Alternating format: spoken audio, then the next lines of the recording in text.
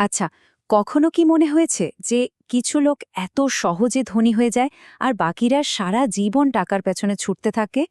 Rich dad পোর dad বইটা কিন্তু ঠিক এই জায়গাতেই আলোকপাত করে। এটা এমন একটা বই যা বলতে পারেন লক্ষ লক্ষ মানুষের টাকা নিয়ে ভাবনা চিন্তা করার ধরনটাই বদলে দিয়েছে। তো চলুন আজ আমরা এর ভেতরের মূল বিষয়গুলো নিয়ে একটু কথা বলি। এই বইটার আসল মজাটা কোথায় জানেন? এর গল্পে। এখানে আসলে দুজন বাবার গল্প বলা হয়েছে। একজন হলেন লেখক রবার্ট কিওসাকির নিজের বাবা, আর অন্যজন তার সবচেয়ে কাছের বন্ধুর বাবা। দুজনেরই উদ্দেশ্য কিন্তু ভালো ছিল, কিন্তু টাকার ব্যাপারে তাদের চিন্তাভাবনা ছিল একেবারে দুই মেরুর।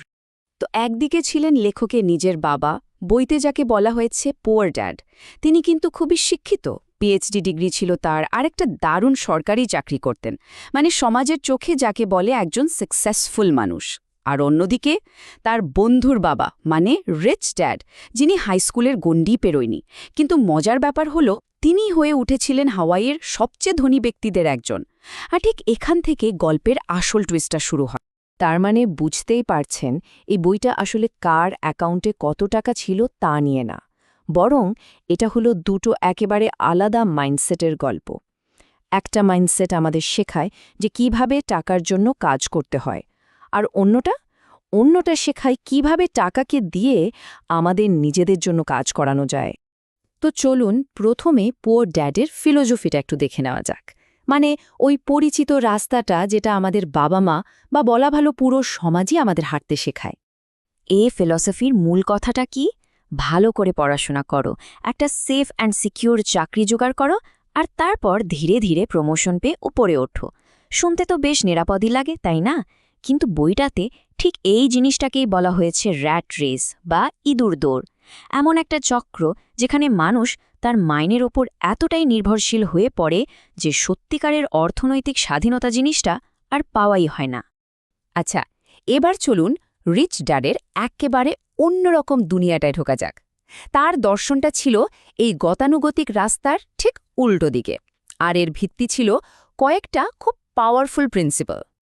রিচ ড্যাডের প্রথম আর সবচেয়ে ইম্পর্ট্যান্ট শিক্ষাটা কিন্তু এই একটা লাইনেই লুকিয়ে আছে। এর মানেটা কি?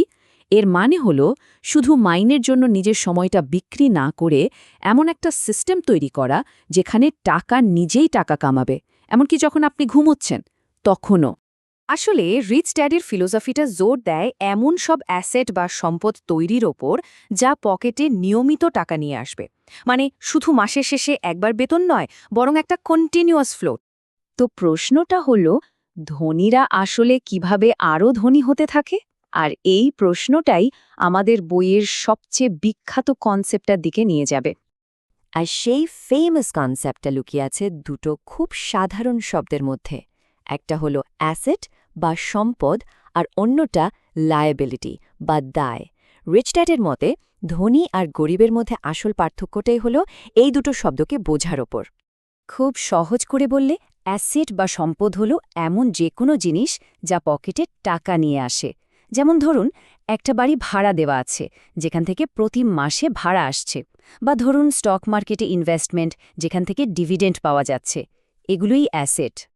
আর লায়াবিলিটি বা দায় হলো ঠিক এর উল্টোটা, মানে যা পকেট থেকে টাকা বের করে নিয়ে যায়। যেমন গাড়ির লোন, ক্রেডিট কার্ডের বিল, এমনকি যে বাড়িতে নিজে থাকা হয় সেটার মর্টগেজও কিন্তু একটা লায়াবিলিটি, কারণ এটা কোনো আয় তো করছেই না, বরং খরচ বাড়িয়ে দিচ্ছে। রিচ ড্যাডের আর একটা খুব বিখ্যাত অ্যাডভাইস ছিল, নিজের ব্যবসার কথা ভাবুন। এখন এর মানে কিন্তু এই না যে কালকেই সবাইকে চাকরি ছেড়ে দিয়ে বিজনেস শুরু করতে হবে। এর আসল মানেটা হলো চাকরিটা হতে পারে আপনার প্রফেশন, কিন্তু আপনার আসল বিজনেস হলো আপনার অ্যাসেট কলমটাকে বড় করে তোলা। মানে চাকরির পাশাপাশি ইনভেস্ট করা, রিয়েল এস্টেট কেনা, বা কোনো একটা সাইড বিজনেস দাঁড় করানো। আচ্ছা, শুধু টাকার জন্য কাজ করার যে মাইন্ডসেট, সেটা নিয়েও রিচ ড্যাডের একটা দারুণ পরামর্শ ছিল, বিশেষ করে যারা ক্যারিয়ার শুরু করছে তাদের জন্য। তিনি বলতেন, শেখার জন্য কাজ করো, শুধু টাকা কামানোর জন্য নয়। এর মানেটা হলো এমন কোনো চাকরি বেছে নেওয়া যেখানে মার্কেটিং, সেলস বা ইনভেস্টিংয়ের মতো ভ্যালুয়েবল স্কিল শেখা যায়। হতে পারে সেই চাকরিতে মাইনেটা একটু কম, কিন্তু এই স্কিলগুলোই কিন্তু ভবিষ্যতে অ্যাসেট তৈরি করার ক্ষমতাটা দেবে। তো এত সব বড় বড় আইডিয়ার পর প্রশ্ন আসতেই পারে যে এই বইটাকে মানুষ বছরের পর বছর ধরে কিভাবে নিয়েছে। দেখুন, এই বইটার জনপ্রিয়তার কারণ কিন্তু বেশ সোজাসাপটা। এটা খুব কঠিন ফাইন্যান্সিয়াল ব্যাপারগুলোকে একটা সহজ গল্পের ছলে বলে দেয়, আর মানুষকে শেখায় যে কিভাবে চিরাচরিত ভাবনার বাইরে গিয়ে চিন্তা করতে হয়। সত্যি বলতে, অনেকের জন্যই কিন্তু ফাইন্যান্সিয়াল লিটারেসির দুনিয়ায় এটাই প্রথম পদক্ষেপ। তবে হ্যাঁ, বইটার কিন্তু সমালোচনাও কম নেই। ক্রিটিকরা বলেন যে এটা ইন্সপায়ার তো করে, কিন্তু কিভাবে ইনভেস্ট করতে হবে বা কিভাবে একটা বিজনেস শুরু করতে হবে তার কোনো ডিটেইলড রোডম্যাপ দেয় না। মানে এটা একটা কি করতে হবে বই, কিন্তু কিভাবে করতে হবে তার উত্তরটা এখানে পাওয়া যায় না।